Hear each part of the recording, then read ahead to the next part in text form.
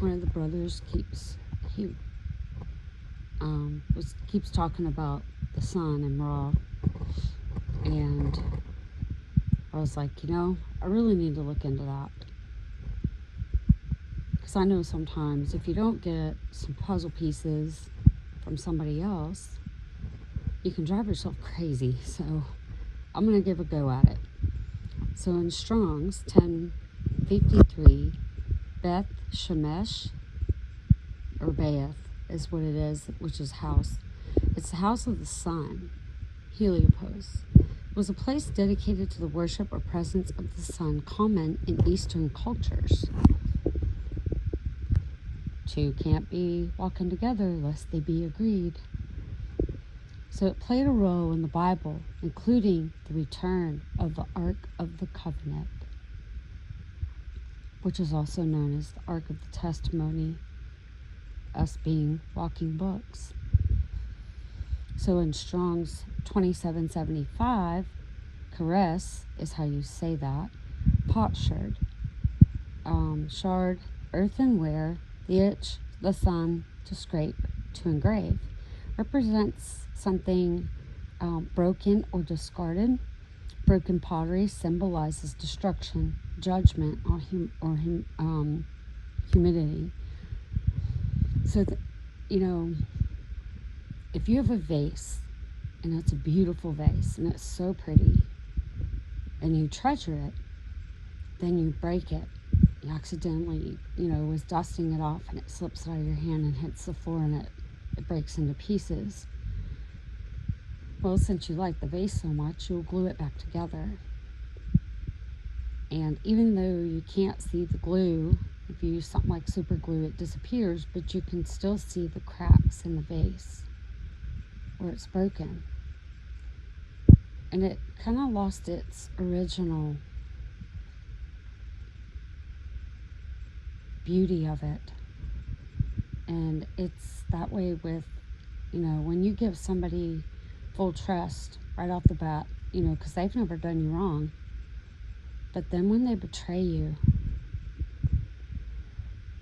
it's really hard to still want good for that person, because a lot of people will end up with the root of bitterness that eats like a cancer,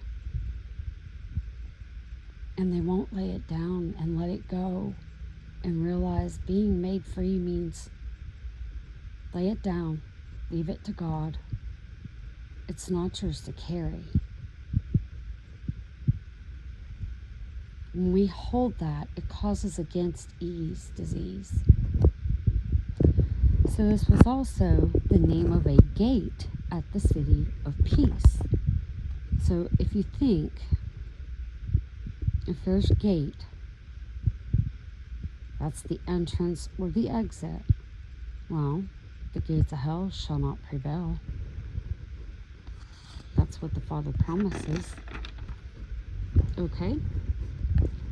So then in Jeremiah 19:3, and it's in Strong's 54:51, Ra means a catastrophe. It describes moral wickedness, evil, bad, harmful, unpleasant. To describe anything that is morally, ethically, or physically negative. It refers to actions, thoughts, intentions, or conditions that are contrary to God's nature and command.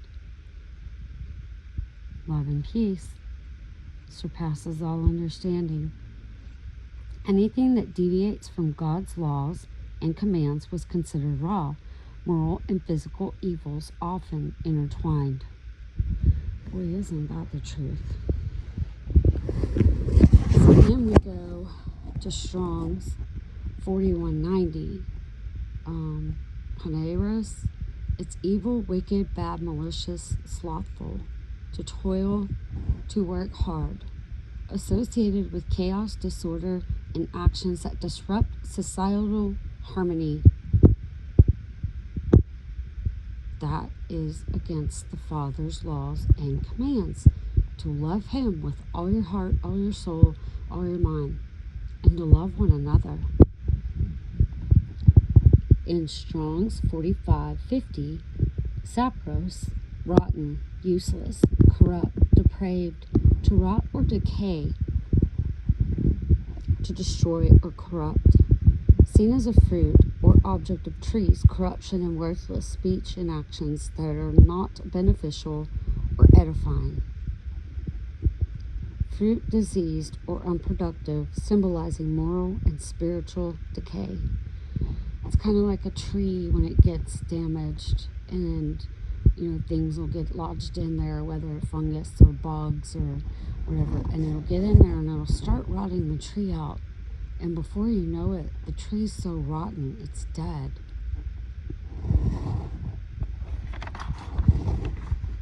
So, let's flip the tables. I'm loving this part, because Jesus flipped the tables of the many changers. Mark, in Strong's 8104, Shamar, to keep guard, observe, give, heed, to hedge about, attend to keep guard, or observe in the idea of careful attention and protection. The arc of keeping God's commands. Love fulfills the law. Guards one heart.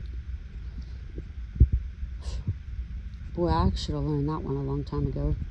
Observing the rest, God will render dues. Sense of diligence and responsibility in maintaining what is valuable and sacred. The love of God. In these days, let me tell you, that can't be mimicked. So I wanted to do a little review real quick on, when we did the manna video, or the things that were in the Ark of the Covenant, Ark of the Testimony. And in Strong 6016 is the omer, the measurement that held the manna. Well, omer means a heap, a sheaf, an omer, which is a dry measure, to bind the sheaves together. Associated with the offering of first fruits and counting the omer between Passover and Shabbat. It's called counting of the omer. It marks 49 days between the offering of the barley sheaf during Passover, which is the fine linen, and wheat offering at Shabbat. This is the time of anticipation and spiritual preparation. Guys, that's what we're going through. And that was all I had on that. But it was really hard to find stuff on what Brother Jeremy was asking about. And I wanted to try to take a look at it, because it is in the Word. I mean, it's even in the Strong's Dictionary and in the book of Jeremiah. But God has a purpose for all of this. And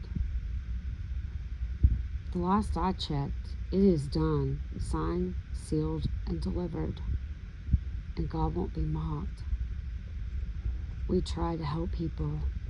We try to show the love of God, even in impossible situations. We're trying to save them.